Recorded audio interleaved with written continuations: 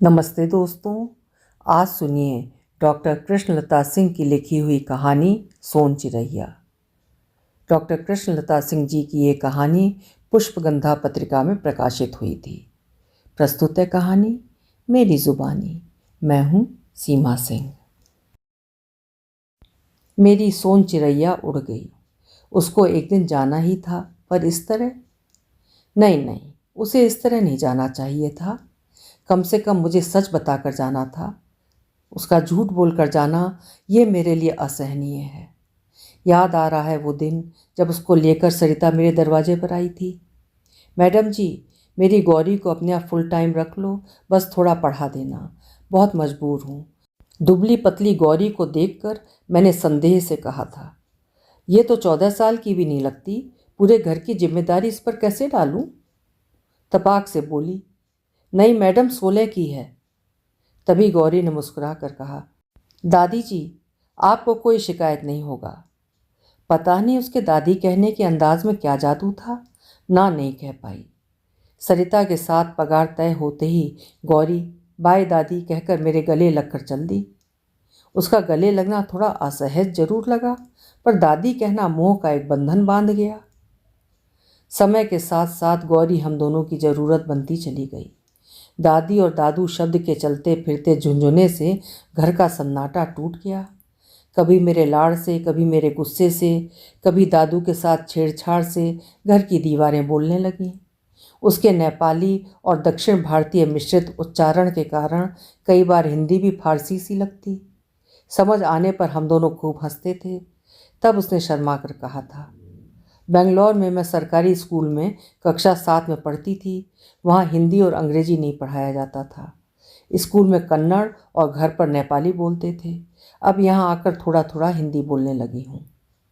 उत्सुकता जागी, बेंगलौर से यहाँ क्यों आए? उदास होकर बोली, पापा मिस्त्री का काम जहाँ कर रहे थे, वहाँ एक दीवार गिरने से पापा के दोनों पैरों और सिर पर बहुत चोट आई। उनके इलाज में हमारे घर का सब सामान बिक गया। मम्मी को घरों में काम करना पड़ा। मैं भी उनके साथ काम पर जाती थी। यहाँ मामा एक अस्पताल में गार्ड है, कहा यहाँ अच्छा इलाज हो जाएगा। हम लोग यहाँ आ गया। अब हॉस्पिटल का बिल चुकाने के लिए पैसे जोड़ रहे हैं। फिर बोली, पापा कहते हैं अस्पताल से बाहर आकर मैं काम करूँगा, मेरी गौरी काम नहीं करेगी, पढ़ेगी। पर दादी, अभी तो इलाज का कर्ज उतारना है, घर भी चलाना है, मैं तो काम नहीं छोड़ूंगी। श्यामा, प्रिया, गुड्डी, हेमा और जग्गू को पढ़ने भेजूंगी। इतनी छोटी उम्र में भाई बहनों के लिए अपने आप को उत्सर्ग करने की ऐसी बातें सुनकर उस पर निहाल हो गई थी। मन में सोचा, इसे हिंदी और अंग्रेजी पढ़ाकर प्राइवेट 8वीं की परीक्षा दिलवा दूंगी। अगर मेरे पास टिक गई तो बाद में ब्यूटिशियन का कोर्स अपने खर्चे से करवा दूंगी। आखिर मुझे दादी कहती है। दादी का फ़र्ज़ निभाने के लिए उसी दिन से कक्षा 1 और 2 की हिंदी और अंग्रेजी की किताबें मंगाकर उसे पढ़ाने लगी। लिखावट उसकी अच्छी नहीं थी, पर ग्रहण शक्ति ठीक ठाक थी। गौरी चाहती थी कि मैं उससे अंग्रेजी में बात करूं, जिससे उसे अंग्रेजी बोलना भी आ जाए। हम उससे पहले अंग्रेजी में छोटे छोटे वाक्य बोलते, फिर उनका हिंदी में अर्थ समझाते। गौरी खूब खुश थी। उसने अपने पापा को खुश करने के लिए कुछ वाक्य अंग्रेजी के रट भी लिए थे। एक दिन बड़े संकोच के साथ बोली, पापा के अस्पताल का बिल भरने में 20,000 कम पड़ रहा है, आप दे दो, पगार से काट लेना। राकेश ने फौरन निकाल कर दे दिए। थैंक यू दादू कहकर उछलती हुई चली गई। अपने पापा के घर आ जाने से बहुत खुश थी। किचन में काम करते करते गुनगुनाने लगी। मैंने कहा, वाह, तुम तो बहुत अच्छा गाती हो। बोली, भरतनाट्यम भी स्कूल में सीखा था। मेरे दिखाओ कहते ही वो नाचने लगी। उसकी भाव भंगिमाएं, लोच और स्फूर्ति को देखकर हृदय करुणाकलित हो उठा। हे ईश्वर, इस लड़की में पढ़ने लिखने नाचने गाने की कितनी ललक है। लड़कपन के कितने सुहाने सपने होंगे, कितने अरमान होंगे, और बेचारी सबका गला घोंटकर परिवार को पालने के लिए आया बनी है। मैं अब उसके प्रति ज़्यादा संवेदनशील होती गई। बाहर जाती, उसके लिए साज श्रृंगार की चीज़ें लाती, सुंदर कपड़े लाती, चप्पल टूटने पर नई ला देती, पर वो दूसरे दिन कोई पुरानी चप्पल पहन कर आ जाती। उसके हिस्से में नया कुछ नहीं आता। शायद घर में सबकी इच्छाएं अतृप्त थीं। उनको पूरा करने का ठेका गौरी पर था। एक दिन उसने बिना बताए छुट्टी मार ली, फ़ोन भी नहीं उठाया। बहुत गुस्सा आया। पहले ही समझा दिया था, नहीं आने पर फ़ोन ज़रूर करना। दूसरे दिन सॉरी बोलकर कहा, मम्मी ने मेरा नाम स्कूल में लिखवा दिया है, स्कूल गई थी। फिर वहाँ से स्कूल के बताए बैंक में खाता खुलवाया, फिर स्कूल आकर खाते का नंबर दिया। बहुत थक गई थी। मैं बौखला गई। तुम स्कूल जाओगी, ये पहले बताना था। वो खिलखिलाकर हंस पड़ी। काम थोड़ी छोड़ रही हूँ, बस महीने में एक दिन ड्राई राशन लेने जाना होगा, फिर परीक्षा देने जाना होगा, तब छुट्टी लूँगी। मैम ने मम्मी से 2000 लिए हैं, हाजिरी वो लगा देगी। मैंने कहा, पढ़ना चाहती हो तो ढंग से पढ़ो, मुझे 2-3 दिन का समय दो, मैं कुछ इंतज़ाम कर लूँगी। उसने फीकी मुस्कान से कहा, दादी काम तो नहीं छोड़ सकती हूँ, थोड़ा राशन का सहारा हो जाएगा, कुछ पैसा बैंक में आ जाएगा। मैंने किंचित रोष से कहा, उतना पैसा तो तुम अपनी मैम को भेंट चढ़ा चुकी हो। उसने आंखें मटका कर कहा, दादी 8वीं भी तो पास करा देगी। मैंने सरिता की जुगाड़ू बुद्धि को मनी मन दाद दी। कुछ दिनों से वो अपने टाइम से लेट आने लगी तथा कुछ थकी थकी सी लगी। डस्टिंग करते करते टेबल पर सिर रखकर सो जाती। शाम को भी जाने की जल्दी। मैं रोज़ उस पर गुस्सा करती, पर उस पर कोई असर नहीं होता। एक दिन सुबह बालकनी से मैंने उसे ए ब्लॉक की तरफ जाते देखा। कुछ शक हुआ तो मेड का एंट्री रजिस्टर जाकर देखा। गौरी की एंट्री सुबह 6 बजे और एग्ज़िट शाम के 9 बजे। दूसरे दिन मैंने कहा, गौरी तुम कहीं भी काम करो, मुझे कोई आपत्ति नहीं है, पर हमारे घर तय टाइम पर आना होगा और काम सोते हुए नहीं।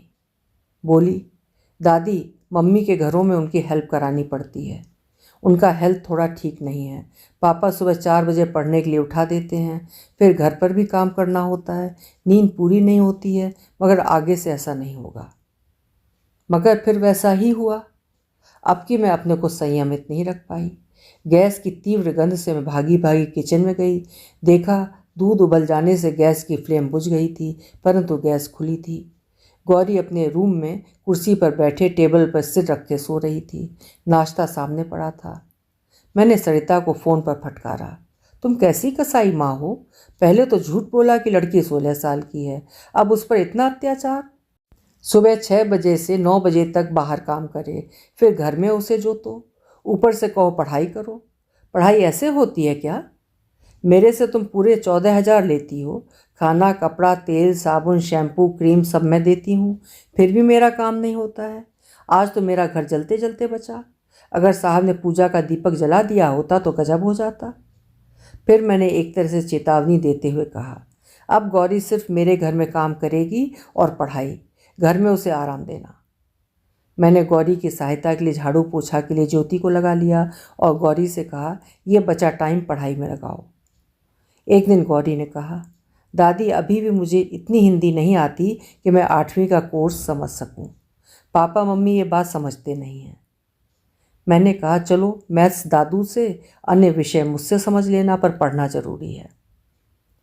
कोरोना की भयावहता के कारण स्कूल बंद हो गए थे।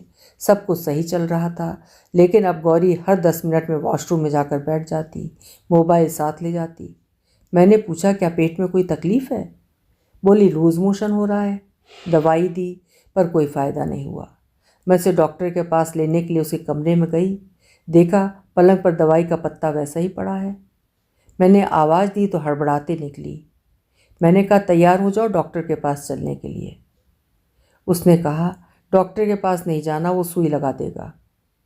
मैंने समझाया, बेटा दवाई देने से भी लूज़ मोशन ठीक नहीं हुआ है, कोई गहरा इन्फेक्शन है, चलो ऐसे ही चलो।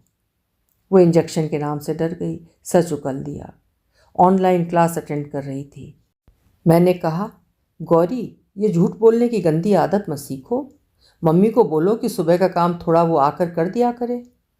वो कुछ सोचते हुए बोली, मम्मी तो नहीं कर पाएगी, पर मैं शाम को देर से चली जाऊंगी। मुझे लगा मैंने अपने को कैसे फंदे में जकड़ लिया है। पैसा खर्च करके भी आराम नहीं, 80 की उम्र में भी खटना पड़ रहा है। एक दिन सुबह राकेश ने कहा, गौरी का भी फ़ोन आया था, आज वो लंच के बाद आएगी, उसे स्कूल में बुलाया है। 3 बजे चहकती हुई आई और बोली, दादी, मम्मी बड़ी मज़ेदार हैं। स्कूल में हम चारों बहनों की जात अलग अलग लिखवा दी। नई प्रिंसिपल मैम ने पूछा, जब सब भाई बहनों का बाप एक है तो जात अलग अलग कैसे हो सकती है? किसी को दलित वर्ग, किसी को अनुसूचित जात में रखवा दिया। मैंने बीच में टोका, पर तुमने तो हमें नेपाली ठाकुर बताया। तपाक से बोली, हम नेपाली ठाकुर ही हैं। मम्मी ने कहा कि ऐसा लिखवाने से आगे जाकर फ़ायदा होगा। वाह, आरक्षण का सुख भोगने के लिए जाति भी बदल ली जाती है। इस सच से भी सामना हो गया। भगवान जाने इतनी बुद्धिमानी की बातें इन अनपढ़ों को कैसे आ जाती हैं। गाड़ी कुछ दिन ठीक चली, गौरी समय से आने लगी, काम भी ठीक होने लगा, पर मेरी ये खुशी कुछ ही दिन कायम रही। एक दिन बना बनाया खाना गर्म करते समय जला दिया। मैंने थोड़ा नाराज़गी के स्वर में कहा, तेरा ध्यान कहाँ है गौरी? उसने बड़े दुखी स्वर में जवाब दिया, दादी, मेरी माँ के पेट में कैंसर है। कैंसर का नाम सुनते ही मेरे हाथ से दही का बाउल नीचे गिर पड़ा। कब पता चला? कौन सी स्टेज है? कहाँ इलाज चल रहा है? तमाम प्रश्न मेरे सामने आकर खड़े हो गए। वो अपना ही राग अलाप रही थी। अगर मेरी माँ नहीं बची तो पापा दूसरी औरत ले आएंगे, हम सबका क्या होगा? माँ का ऑपरेशन जून जुलाई में होगा, आपसे फिर एडवांस 30,000 लेना पड़ेगा। मैंने उसकी बात को अनसुना करके एम्स में कैंसर विशेषज्ञ अपने छात्र डॉक्टर सुधीर को फ़ोन खड़का दिया। उसने कहा, मैम रिपोर्ट्स मेल कीजिए, फिर बताता हूँ। मैंने गौरी से कहा, श्यामा से कहो मम्मी की रिपोर्ट्स लेकर जल्दी आए। 3 दिन तक रिपोर्ट्स मेरे हाथ नहीं आईं। उनकी लापरवाही को कोसते हुए मैं सरिता के घर पहुँच गई। मुझे देखकर भौचक्की सी वो रिपोर्ट मांगने पर बोली, मैडम जी बहुत बड़ी गलती हो गया, पेट से हूँ, 6वां महीना चल रहा है। मैं गुस्से से उफन पड़ी। 6 बच्चे पहले ही हैं, अब 7वां लाने की क्या ज़रूरत थी? 2 साल तक काम नहीं कर पाओगी, बस छोटी छोटी लड़कियों से आयागिरी कराकर उनका खून चूसोगी। उसने हाथ जोड़कर किंचित मुस्कुराते हुए कहा, मैडम जी क्या करूं, आदमी मानता नहीं है, कहता है 1 दर्जन बच्चे पाल सकता हूं। मैंने अपना निरर्थक ज्ञान देते हुए कहा, पागल मत बन, अब डिलीवरी के समय ऑपरेशन करा लेना, और हाँ, दारू और बीड़ी पीना छोड़ दे। कहकर पैर पटकती लौट आई। मैंने कई बार सरिता को सोसाइटी के पार्क के बेंच पर पसर कर बीड़ी के कश लगाते देखा था। गौरी ने ही मुझे बताया था कि मम्मी पापा जब टेंशन में होते हैं तो ड्रिंक करते हैं। वैसे उनको टेंशन रोज ही रहता है, ऐसा गौरी ने ही बताया था। गौरी की ऑनलाइन परीक्षा शुरू हो गई थी, लेकिन वो परीक्षा देने स्कूल ही जाती। पूछने पर कहा, मैम मुझे कुछ लिखा कागज़ देती है, कहती है इसको ऐसे ही टाइप कर दो। मैं मोबाइल में टाइप कर देती हूँ, पर मेरा स्पीड कम है, बहुत छूट जाता है। मैंने पूछा, मैम को पैसे दिए? उसने स्वीकृत में सिर हिला दिया। बहुत विक्षोभ हुआ शिक्षा व्यवस्था में घुसे दीमक की इस तरह भ्रष्ट शिक्षक शिक्षिकाओं को देखकर। गौरी 8वीं पास कर लेगी, पर उसकी योग्यता? कुछ देर मेरा खून जला, फिर शांत हो गया। अब गौरी कुछ दिनों के लिए अच्छी पोती बन गई। 30,000 माँ की डिलीवरी के लिए एडवांस ले गई। माँ को बेटा हुआ, 3 दिन की छुट्टी मांगी, पर आई 22 दिन बाद। आज आती हूँ, कल आती हूँ के चक्कर में मुझे फंसाए रखा। मैं किसी और को भी नहीं रख पाई। फिर एडवांस फंसा था। मूर्ख बनकर काम करती रही। निश्चय किया कि आगे से एडवांस में इतनी रकम नहीं दूंगी। गौरी आई, लेकिन आधे मन से। सारा टाइम फ़ोन पर लगी रहती, काम भी उल्टा सीधा करती। कुछ परिवर्तन उसमें नज़र आया। बाल बनाने का स्टाइल बदल गया था। आंखों में काजल और होंठों पर हल्की लिपस्टिक ने उसे कुछ ज़्यादा ही शौक बना दिया था। मुझे लगने लगा था कि गौरी के जीवन में कोई लड़कपन के सुहाने सपने दिखाने वाला आ गया है। वो सपनों और मोबाइल में खोई रहती। मुझसे छुपकर घर के हर कोने से अपनी सेल्फी खींचती और फटाफट उसे भेज देती। मैंने एक दिन डांटा तो मेरी शिकायत राकेश से कर दी। मेरे और राकेश के बीच उसको लेकर अक्सर तनातनी हो जाती। अब वो पहले जैसी समर्पित काम करने वाली नहीं रही। लेट आना उसकी आदत हो गई। माँ कमज़ोर है, घर का सारा काम करना होता है, उसकी कहानियाँ होती। रोज़ उसका लेट आना मुझे दुखी कर रहा था। मैंने राकेश से कहा, देखो गौरी जो कहती है मैं उसकी ज़रूरतें पूरा करती हूँ। उसने कहा कि उसके घर का आधा राशन चूहे खा जाते हैं, रखने के लिए डिब्बे नहीं हैं। मैंने उसे 12 स्टील के डिब्बों का सेट लाकर भेंट कर दिया। उसने कहा कि उस घर में दाल या राजमा बनता है तो पड़ोसियों से कुकर मांगना पड़ता है।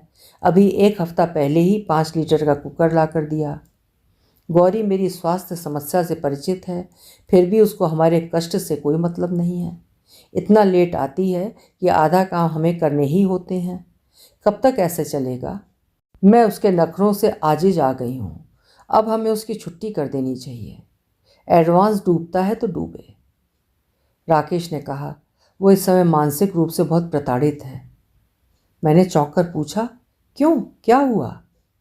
राकेश ने थोड़े तुर्श स्वर में कहा, उसका पागल बाप सबको लेकर नेपाल जाना चाहता है। दोनों बहनें और इसकी माँ जाना नहीं चाहते हैं। इनके घर में शराब पीकर रोज़ बाप लड़ाई और मारपीट करता है। इस समय इस बेचारी को हमारे सहारे की ज़रूरत है। दूसरे दिन भी वो लेट आई। मैंने उसे नाश्ता दिया, उसने खाया नहीं। मैंने प्यार से डांटते हुए कहा, नाश्ता करो नहीं तो दादी का थप्पड़ पड़ेगा। वो मुस्कुराकर खाने लगी। मैंने पूछा, नेपाल नहीं जाने की कोई ख़ास वजह? प्लेट रखते हुए उसने कहा, एक नहीं कई कारण हैं। सबसे पहली बात, 8 लोगों के आने जाने का किराया। हम कमाने वाले तीनों 1 महीने के लिए चले जाएंगे तो लौट कर आने पर किसी को पगार नहीं मिलेगा तो हम खाएंगे क्या? हमारे लगे लगाए घर भी छूट जाएंगे। अभी जहाँ से मम्मी राशन उधार लाती थी उनके 18,000 बाकी हैं। मकान का किराया नहीं दे पाते हैं, इसलिए 3 महीनों से 6 घर बदल लिए हैं। रात में चुपके से बदलते हैं। फिर भी हमारा टीवी जो आपने दिया था और फ्रिज एक मकान मालिक ने रख लिया है। समझ में नहीं आया, जो बात कम उम्र की गौरी समझ पा रही थी वो राम बहादुर क्यों नहीं समझ पा रहा था। उसने पानी पीकर अपना जमा आक्रोश भी निकाल दिया। बोली, पापा कहते हैं कि नेपाल में देवी पर बकरा चढ़ाने से हमारे घर के सब संकट दूर हो जाएंगे। मैं कहती हूँ आप शराब पीना छोड़ दो, सब ठीक हो जाएगा। आप अकेले जाकर बकरा चढ़ाओ। नहीं मानते हैं, मारपीट करते हैं। कल तो हम सबको घर से बाहर निकाल दिया था। हमने रात मैदान में गुजारी। हमने आज सुबह उनसे कहा, आप मम्मी, पिया, गुड्डी, पिंकी, जग्गू और हेमू को लेकर चले जाओ, इनका हाफ टिकट लगेगा। मैं और श्यामा दीदी घर पर रह जाएंगे। आपको भी बहुत भला बुरा कहा कि आप मुझे भड़काते हो, लेकिन उनको मेरी बात समझ में नहीं आ रही है। पापा ने किसी से 40,000 उधार मांगा है, मिल गए तो सबको जाना पड़ेगा। लेकिन मैं ट्रेन से कूद जाऊंगी, पर नेपाल में अपनी बड़ी माँ का मुंह नहीं देखूंगी। आश्चर्य से मैंने पूछा, ऐसा क्या कर दिया बड़ी माँ ने? तमक कर उसने जवाब दिया, दादी आप नहीं जानती हो उनको। उसने मेरी माँ को बहुत सताया है। मेरे पैदा होने पर मुझे रात में माँ के पास से उठाकर खेत में फेंक आई थी। बाहर से कोठरी का दरवाज़ा बंद कर दिया था, वो तो मैं बच गई। तभी मम्मी ने कसम खा ली थी कि लड़का होने पर ही नेपाल आऊँगी। जग्गू के होने के बाद गई तो बोली, एक बेटा पैदा करके इतना घमंड न कर, जब मेरी तरह 4 बेटे पैदा कर लेना तब मेरे सामने खड़ी होना। अभी मेरी बड़ी माँ ने किसी 2 बच्चों के बाप के साथ मेरा रिश्ता तय कर दिया है। 1 लाख मिलेगा। मैं जानती हूँ कि मेरे पापा क्यों जाने के लिए इतनी हाय तौबा कर रहे हैं। मैं ऐसा होने नहीं दूंगी। खैर, उस दिन के एपिसोड के बाद रोज़ यही चलता रहा कि जा रहे हैं, नहीं जा रहे हैं। आखिर एक दिन गौरी का परिवार नेपाल चला गया। गौरी और उसकी बहन श्यामा मेरे पास ही रहीं। दोनों बहनों ने खूब मज़े किए। गौरी ने 8वीं पास कर ली थी। अब 9वीं की पढ़ाई के लिए स्कूल जाना ज़रूरी था और गौरी को पैसा भी चाहिए था। अतः अब गौरी स्कूल के बाद शाम को मेरे घर आने लगी। सुबह का थोड़ा काम ज्योति ने संभाल लिया, लेकिन इस बार पैसे के लेन देन का जादू नहीं चला। गौरी फेल हो गई। मैंने समझाया, पढ़ाई को मजाक मत समझो, थोड़ा उस पर ध्यान दो। मेरे यहाँ किताबें लाकर रखो और पढ़ो। बहुत कहने पर भी वो किताबें नहीं लाई। मुझे ऐसा महसूस हुआ कि अब उसका ध्यान पढ़ाई की तरफ से उचट गया है। बस सारे दिन सोसाइटी में घटित किस्से कहानियाँ सुनाती रहती। हंस हंस कर गप्पे मारना उसकी आदत बन गई थी। उसकी आंखों के गुलाबी डोरे और होठों की लिपस्टिक कुछ और ही कहानी बयां कर रहे थे। एक दिन काम करते करते अचानक वो आधा काम छोड़कर राकेश के पास आई और बोली, STS सोसाइटी में मेरे मामा काम करते थे, उन्होंने फांसी लगा ली है। तुम्हें कैसे पता चला? मेरे दूसरे मामा का फ़ोन मेरे पास आया है। मैंने उसका और राकेश का वार्तालाप सुन लिया। तेरे कितने मामा हैं? तेरा मामा तो दिल्ली में रहता है। वो थोड़ा सकपका गई। ये मेरे गांव का है। मैंने कहा जाना है तो चली जाओ। वो चली गई। दूसरे दिन मेरी आशा के विपरीत वो आई, लेकिन उदास। ठीक से नाश्ता और खाना भी नहीं खाया। शाम को गौरी की माँ उसे गेट पर लेने आई। वो तो खूब बंठन कर आई थी। कहीं से नहीं लग रहा था कि उसके आसपास किसी की मौत हुई है। परंतु गौरी 2 दिन तक नहीं आई। पूछने पर उसकी माँ ने बताया गौरी की तबीयत खराब है। खैर, इसके आगे मैं क्या कर सकती थी, सिवाय इसके कि खुद घर के कामों में उलझती। 2 दिन बाद जब वो आई तो बेहद उदास, अनमनी सी, जैसे उसका सब कुछ लुट गया हो। मैंने कहा, गौरी, तेरे मामा के मरने का तेरी माँ पर तो कोई असर दिखा नहीं, पर तू तो बीमार सी लग रही है। क्या बात है? कहीं वो रंजीत तो नहीं है जिसे तू घंटों पर फ़ोन पर लगी रहती थी? तेरा उसके साथ कोई प्यार व्यार का चक्कर तो नहीं था? क्या इसीलिए तेरी माँ कुछ दिनों से तुझे लेने और छोड़ने आती थी? वो कुछ नहीं बोली। मेरे भुनभुनाने पर राकेश ने कहा, ज़्यादा कुछ मत कहना, कुछ दिन की बात है। असल में उस लड़के के घर वालों की शिकायत पर पुलिस का शक गौरी के परिवार वालों पर है कि इन लोगों ने उसे आत्महत्या के लिए उकसाया है। पुलिस बार बार इनको पुलिस स्टेशन बुला रही है, इससे ये लोग डरे हैं। धीरे धीरे सब कुछ सामान्य हो गया। गौरी फिर से काम ठीक से करने लगी, टाइम से भी आने लगी। मेरी ज़िंदगी थोड़ा आसान हो गई। इस महीने वो 7 छुट्टियां ले चुकी थी। मन में गुस्सा था कि मैं छुट्टियों के पैसे नहीं काटती हूँ, उसका ये नाजायज़ फ़ायदा उठाती है। अब की ज़रूर सबक सिखाने के लिए पैसे काटूंगी। लेकिन इससे पहले ही गौरी ने एक झटका मुझको दे दिया। बोली, मैं 4 तारीख को 15 दिन के लिए नेपाल जा रही हूँ। मैंने एकदम चौंक कर पूछा, पूरा परिवार जा रहा है? उसके जवाब ने मुझे और आश्चर्य में डाल दिया। नहीं, मैं पापा के साथ जा रही हूँ। मैंने सच जानना चाहा, पर तुम तो नेपाल जाना नहीं चाहती हो। उसने मुस्कुराते हुए कहा, ताऊ जी की तबीयत ठीक नहीं है, पापा ने कहा है तो जाना पड़ेगा। मैंने मजाक में कहा, नेपाल जाने के नाम से बड़ी खुश नज़र आ रही हो, कहीं शादी कराने तो नहीं जा रही हो? गैस साफ करते करते बोली, नहीं दादी, बस 15 दिनों में लौट आऊँगी। मन कुछ बेचैन सा हो रहा था। मैंने कहा, देख गौरी, मुझे सच सच बताना, धोखे में मत रखना। सिर्फ ताऊ जी को देखने जा रही हो या कोई और बात है? मुझसे सच बता सकती हो। वापस नहीं लौटना है तो बता दो, मैं कोई और अपने लिए देख लूँ। वो बोली, नहीं दादी, मैं लौट कर आऊँगी। मैंने उसे 2 नए सूट देते हुए कहा, नेपाल में नए कपड़े पहनना और मुझे वहाँ की फ़ोटो भेजना। सूट को लिफाफे में रखते हुए उसने सिर हिला दिया। उसके दरवाजे तक पहुँचने से पहले मुझे याद आया, गौरी को बस, कार आदि में सफ़र करने पर उल्टी होती है।